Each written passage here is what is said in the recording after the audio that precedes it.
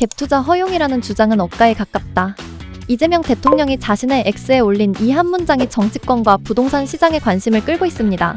도대체 어떤 정책이길래 대통령이 직접 나서서 억가라는 표현까지 쓴 걸까요? 먼저 토지거래 허가구역이 무엇인지부터 봐야 합니다.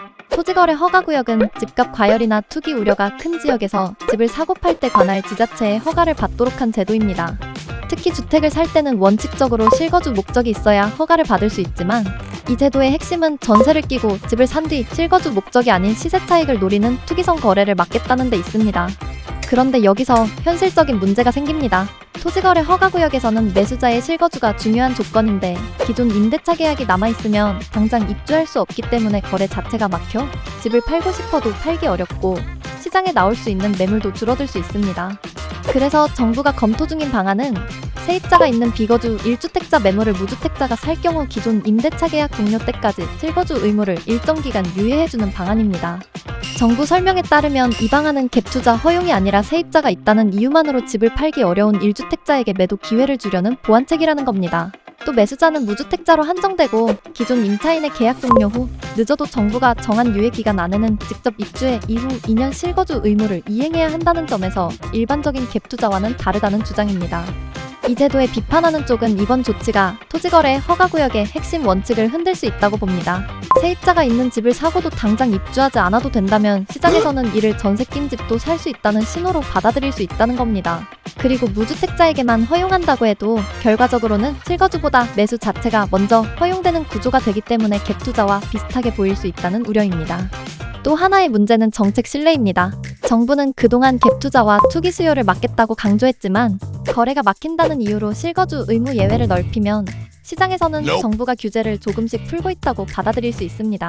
특히 유예 기간이 끝난 뒤 실제로 매수자가 입주하는지 실거주 의무를 제대로 지키는지 관리가 느슨해지면 제도 취지가 약해질 수 있습니다. 이제 양쪽 주장을 정리해보겠습니다. 먼저 실거주 의무 유예가 필요하다는 쪽은 첫 번째, 매물잠김 해소.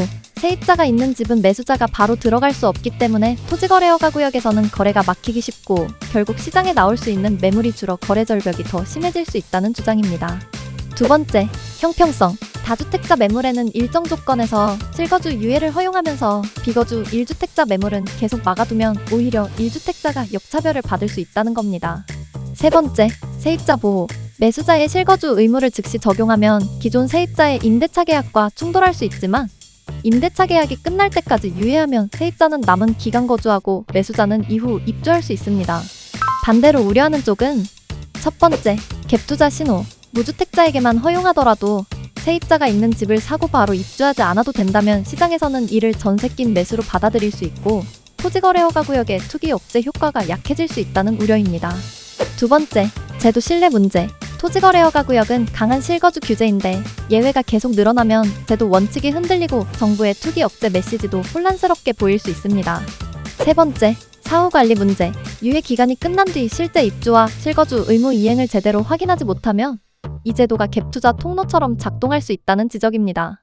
토지거래 허가구역 내 비거주 1주택자의 실거주 의무 유예 검토. 여러분은 어떻게 보시나요? 세입자가 있는 집의 거래를 풀기 위한 필요한 보완책이라고 보시나요? 아니면 토지거래 허가구역의 원칙을 흔들 수 있는 사실상의 갭투자 허용이라고 보시나요? 여러분의 생각은 어느 쪽에 가까운지 댓글로 남겨주세요.